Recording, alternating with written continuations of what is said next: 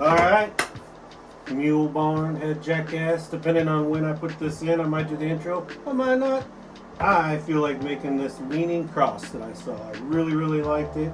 I didn't write down the instructions because it looked too easy. So I'm going to take a run at this. I'm going to do a 4" by 8" platform with a nice leaning cross on it. We'll have a couple of test spin on it. And I got one other spin to do just so I can say that's how I do it. So anyway, without further ado, let's make this cross.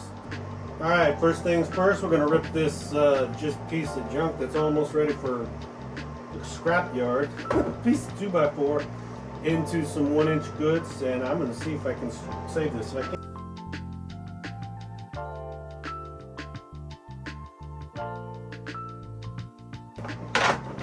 Alright, head meets back at the workbench. Alright, we're back over here at the workbench and listen. Alright, seriously, now back to this.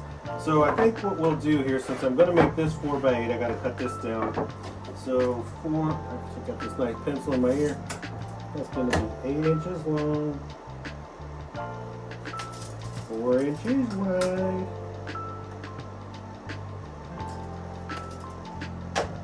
So I think the cross would look nice. I'm actually going to cut this piece 8 inches first, because I'm winging this one. I'm not doing this by measurements. So I'm going to cut this 8 inches. I'm going to see how it looks on the lean, and then I'll cut the cross beams for the other part of the cross. So 30 on the short side, 60 on the long side is going to give us the nice drop and draw that we want. So that's what we got. 60 on the long one, 30 on the other. That leaves me with this one being just under 8 inches. So that's good. I'm going to make this 4, and then we're going to see how that looks. And then we'll notch them out a little bit so it'll look nice. Alright, now we got 4 7/8. So this should lean up real nice. This should leave 2 inches on both sides. Oh, that looks a whole lot better. I like that.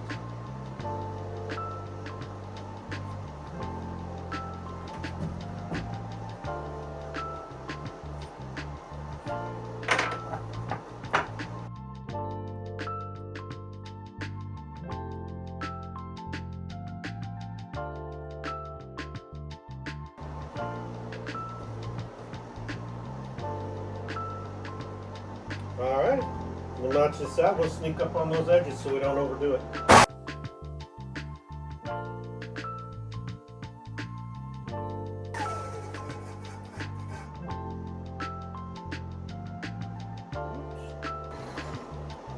Alright, I'm going to add a little extra glue in there. This is not weight bearing in any way, shape, or form. It's decorative. So I will glue it up like this. I will add extra glue. It'll squeeze out all clean it off and it'll be good. You know what I'm going to do? I have CA glue. I'm going to throw a little bit of that in here. That'll act as a clamp to hold it while the rest of it dries.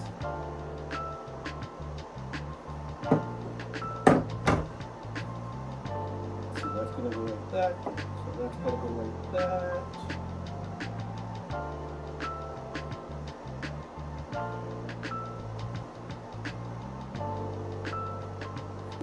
Okay, so while that's drying up, I'm going to go over to the bandsaw. I will go over there and we'll cut this, get it cut down so that we can get this prepped up.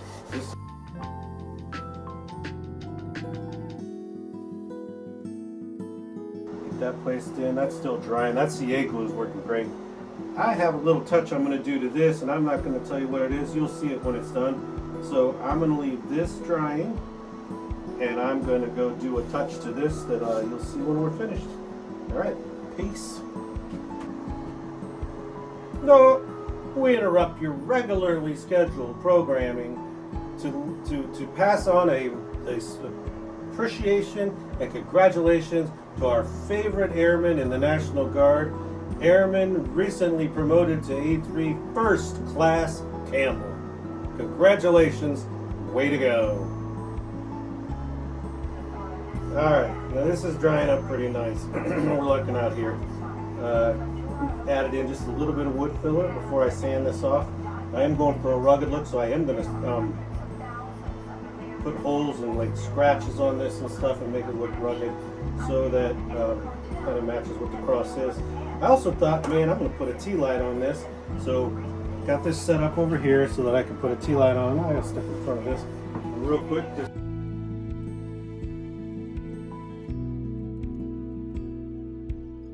All right, check it out. That's done. That's got its place. This is dry enough. I'm going to clean it up just a little bit. Some of this squirt out, squeeze out glue. Then I'm going to take it over to the sander and I'm going to give it a nice sanding. Since we're going for rugged or distressed, I'm not going to worry about cleaning it real well. I just want it to take the stain, and this glue does not let it take the stain. So we'll get that cleaned up, go do a little bit of sanding, and then we'll have some fun doing the distressing. I'll show you how, if you haven't distressed something, how you do it. It's kind of cool, a lot of fun. Anyway, let's jump back at this. I did run it on the machine real quick. I'm going to slightly get some sanding just here where the glue had squirted out, just to make sure, because boy, you know, if you've done it, you know, it will not take. It looks like crap if you have glue left over on the wood, and especially since we're distressing it, I'm certainly not going to worry about nicking the wood a little bit, because we're going to nick the heck out of it here in just a second.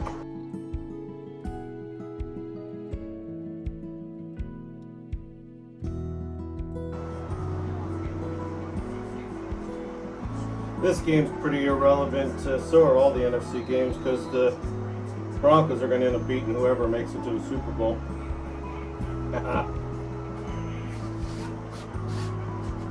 That's right. I got an idea that the Broncos, with their week off, their bye week, they're coming up with this cool plan. What they're going to do is they pretty much won the whole season with their defense, and they were like, hey, you know what we ought to do for the off season? Let's put offense in this game plan and see how that works. So watch out. They're going to put offense in there. That's going to be awesome. Not just Bo Nix working miracles at the end of games. All right, that looks pretty darn good. This looks good. If I'm going to distress this, I might as well distress this too. All right, so I got a punch, which will make like wormholes, because worms like to live in wood when it's getting distressed. I've got a rasp and a file. That'll make some pretty raunchy marks. All we're trying to do is make it look like we found this out in the rough woods, and it was made, and it wasn't brand new, just sanded and nice and plush. Because the base, of course, could be that way, but a cross, really, the ruggedness of the cross is kind of what makes the statement of the cross. So, with that, you just got to start doing this. It took all that time to sand it, make it look nice, and you come in here and run a rasp over it a couple of times. Bang it, pop it. Maybe some worms lived right over here. This is gonna be, I'm gonna do Bob Ross. Maybe some happy little worms lived over here. And they crawled through it, and they made some trails and some holes, and they might have come out this side over here too. Those are just things that can happen with wood that just lives out in the trees, out by the forest, and a happy little stream.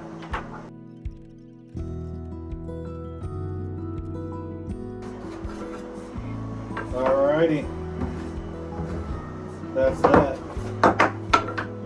Now the cross, rugged cross. Jesus died on this for our sins.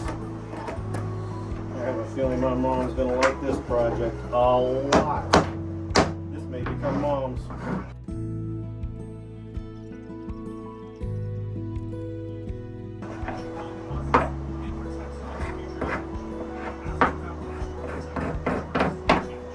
Alright, that's going to be good enough.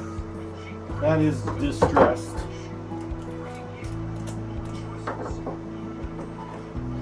Now, the last thing I want to do for this one, because I think just the whole theme of the cross and the ruggedness and the sacrifice and everything, and there's nothing pretty about it except for the fact that Jesus rose and saved our sins. But other than that, it's ugly.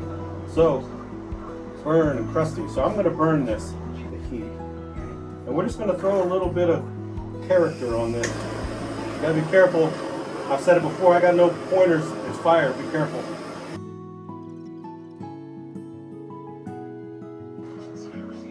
I am going to go ahead and put a special walnut finish on the whole thing, brush it on and wipe it off. I think it'll look real nice. I'll be careful around this, I don't want to ruin it, but the whole thing should look cool. Alright, got all the equipment, all the stuff we need to glue this thing together. So let me make a mark here. I like where this is sitting. Light mark, light mark, light mark. Those should disappear with the stain.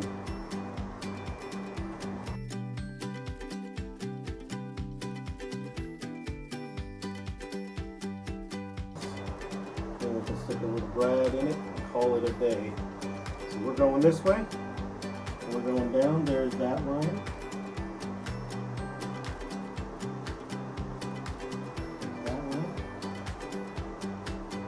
Running it just over those lines. And that's really, really smart. And that way, we won't see the lines.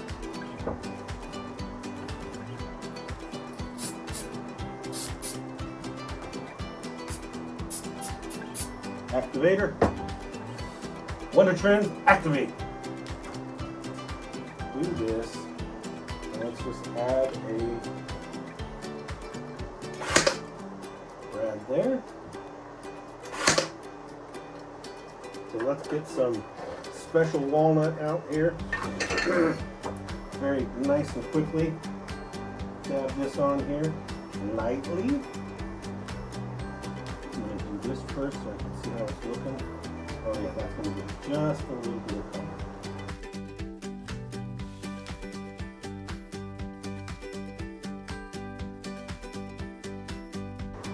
Gosh darn. You know what, this came out really nice. I like it. Just for a decorative piece on the desk. A little reminder if you happen to believe in this. You can make a different one if you have a different belief. This is mine. A lot of people. But I think these would sell. I think this would sell easy. Alright, if you think that's cool, if you like it, comment, let me know. Tell me what you think about it. Alright, back. That was a yummy dinner, pork chops and fennel. I don't think I had fennel before, but it was darn tasty. So, recommend it. Guess they had it at Trader Joe's if you want to go. I don't know. I think one thing that's difficult about selling things is when you make them is thinking that it didn't cost me that much to make it, so how could I possibly charge someone a lot? But I think that's bad thinking. I think it's wise to see value in your work, your time, your creativity, your willingness to put in the work to figure out how to make something that could be sold or could be displayed in a home proudly or on a desk. And most people can't do that. Certainly, if they could, they wouldn't be looking to buy them. So if you make something unique, neat, cool, not seen everywhere, and somebody sees it and they want it, and they see value in a homemade, or a homemade, we call it homemade, call it professionally made, craftsman work, piece of desk art that they thought would be a good conversation piece and bring value to their workspace. They see it, and if they want it, and it's not too much and they can afford it, it's in their budget, they're just going to buy it. So don't undersell yourself. But I mean, something like this was all basically scrap wood. So I mean, if it's free to make, except for my time, and I get the experience, and I get to add some of my own flair to it, so it's not something that I've seen anywhere before. This is unique to what my design is. Then somebody might really think that's cool. I mean, there might be a pastor at a mega church that's like, I need 1,000 of those for my thing, and I'd be like, bro, 1,000. Okay, no discounts. Anyway, all right, that's the end of that one. I hope you enjoyed it. They're getting better. This is cool. I like this one. This is better than not terrible. I like this one. So, till next time, Keep your chin up. See you later.